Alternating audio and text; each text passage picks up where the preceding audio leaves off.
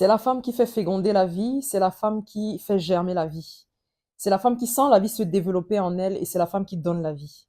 Et quand elle a donné la vie, elle la chérit, l'entretient et la protège jusqu'à son dernier souffle.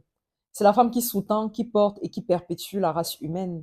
C'est donc à juste titre qu'on dit que la femme est la mère de l'humanité.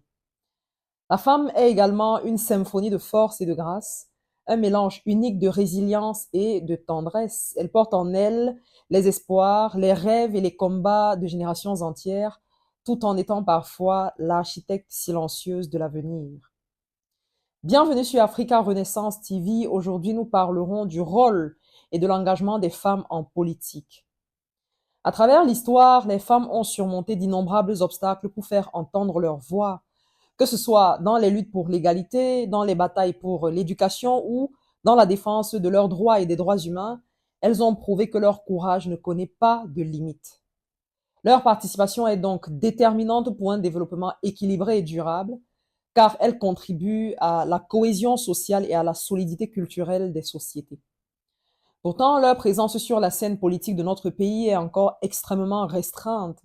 Et dans cette capsule, nous analyserons d'un côté quelques raisons du manque d'engagement des femmes en politique et de l'autre côté, la nécessité de leur implication afin d'impulser le développement global de notre nation. Depuis 1960, la présence des femmes en politique au Cameroun a évolué, passant d'une absence quasi totale à une participation plus visible, bien qu'encore extrêmement limitée. Contrairement aux hommes, les femmes rencontrent encore aujourd'hui de nombreux freins lorsqu'elles souhaitent s'engager en politique. Sur le plan social, les normes culturelles et les attentes traditionnelles qui pèsent sur elles freinent leur engagement. La politique est souvent perçue comme un domaine réservé aux hommes car elle est historiquement dominée par eux. Et cette vision traditionnelle fait que, dès leur plus jeune âge, les filles sont moins encouragées à s'intéresser à la vie publique ou à exprimer leurs ambitions politiques. De nombreuses études et témoignages montrent d'ailleurs que les femmes sont parfois découragées, voire même dissuadées par leur entourage, donc la famille, les amis, les collègues, lorsqu'elles expriment le souhait de s'engager en politique. On leur rappelle souvent la difficulté liée à la conciliation entre la vie professionnelle, la vie politique, la vie de famille, ou encore les critiques auxquelles elles pourraient être exposées si elles s'engageaient.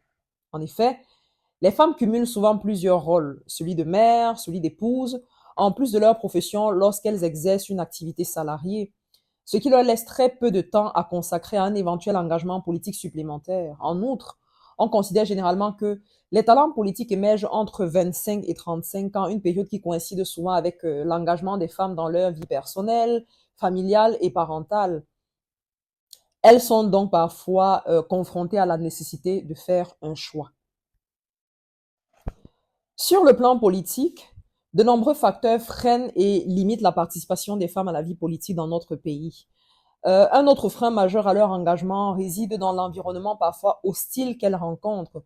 Pour beaucoup, le monde politique est perçu comme un environnement violent, marqué par le sexisme et la misogynie, où elles sont trop souvent jugées sur leur apparence physique, leur corps ou leurs différences, plutôt que sur leurs capacités, leurs compétences et leurs valeurs ajoutées. Et les femmes engagées en politique sont fréquemment, malheureusement, exposées à des discours de haine, au harcèlement sexuel ou à des agressions tant en ligne que dans la vie réelle, ce qui constitue un frein supplémentaire à leur engagement. Les préjugés sexistes persistent au sein de la population et des partis politiques, malheureusement, limitant la crédibilité et la légitimité accordée aux femmes candidates ou même élues. On note parfois aussi une réticence des électeurs à élire des femmes, surtout lorsqu'elles ont en face d'elles des hommes, car les femmes sont souvent cantonnées encore à leur rôle traditionnel et perçues comme moins aptes à la prise de décision politique, ce qui freine leur accès aux postes à responsabilité. Cette discrimination constitue un facteur essentiel à prendre en compte, car lorsqu'elles parviennent même à décrocher des postes ou bien des emplois dans le milieu politique, les femmes sont souvent placées à des postes qui ont trait à la scolarité ou à l'enfance, très rarement à l'économie, aux finances ou bien à l'emploi. Une répartition politique des femmes dans quelques institutions de notre pays montre que, au niveau du gouvernement, quelques femmes occupent des postes ministériels, par exemple dans les ministères sociaux, l'éducation ou la culture, mais le nombre reste limité. Le Cameroun compte 63 ministres, parmi lesquels 55 sont des hommes et seulement 8 sont des femmes.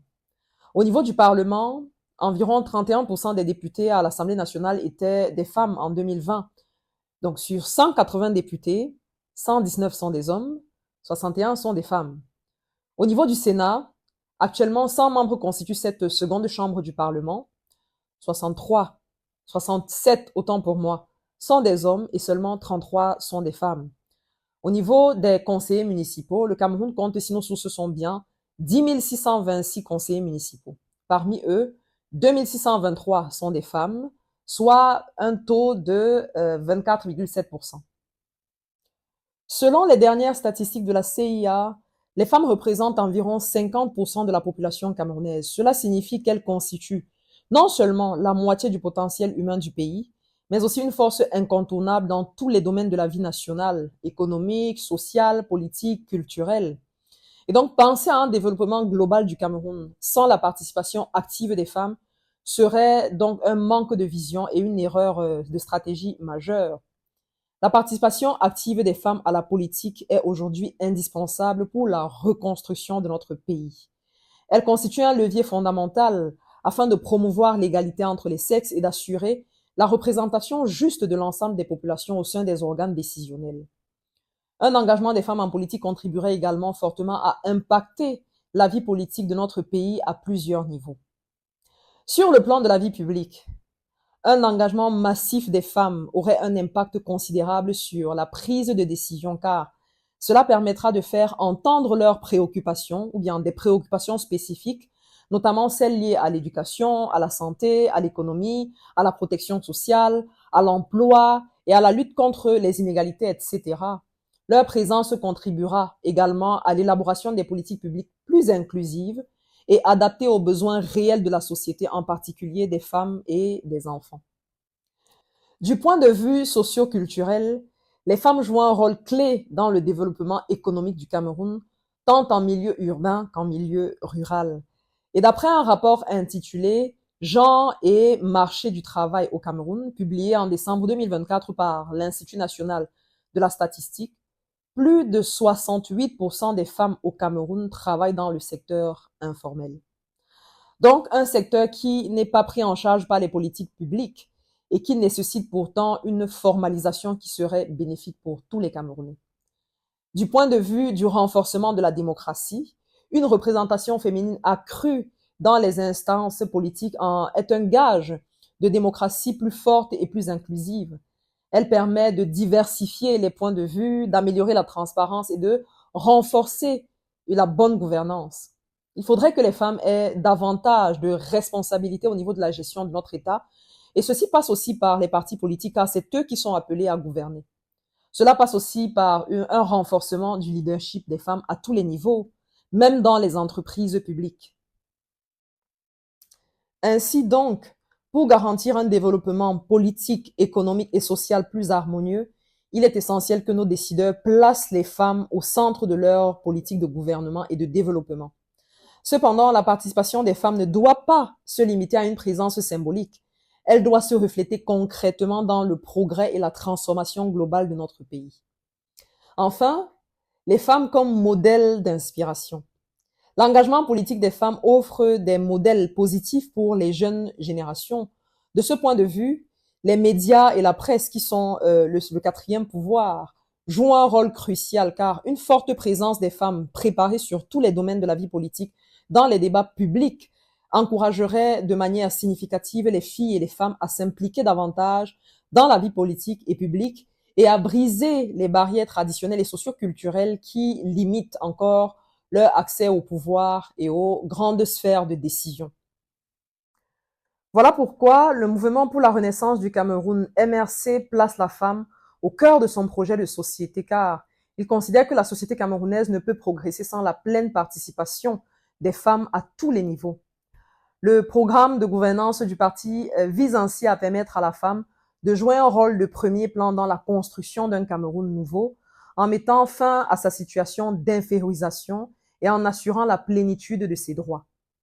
Les mesures visent ainsi à rendre effective l'égalité des droits entre les femmes et les hommes, à garantir l'égalité des chances sur le plan éducatif, à traduire dans les faits l'égalité salariale, à favoriser et à mieux traiter la maternité considérée comme une responsabilité collective. Le MRC souhaite également augmenter la représentation des femmes dans les instances politiques et dans l'administration, y compris au gouvernement, au Parlement, à la tête des entreprises publiques, dans les collectivités territoriales, afin que les femmes ne soient plus condamnées ou bien cantonnées à des rôles symboliques ou subalternes. Pour que le Cameroun atteigne un développement durable et inclusif, il est donc essentiel de lever les obstacles à la pleine participation des femmes. Accès à l'éducation, à la santé, à la propriété, à la représentation politique, à la lutte contre toute forme de discrimination.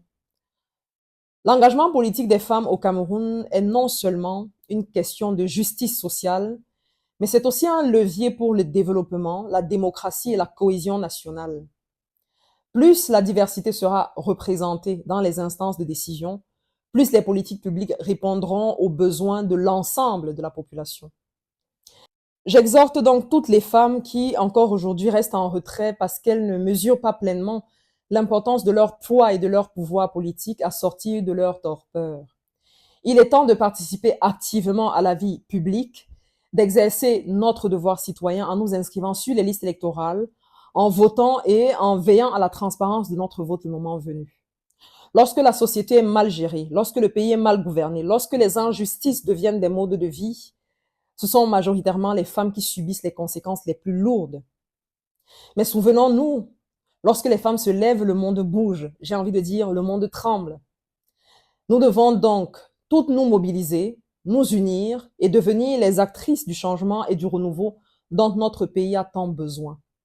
C'est notre devoir sacré pour nous-mêmes, pour nos familles, mais surtout pour les futures générations. Merci.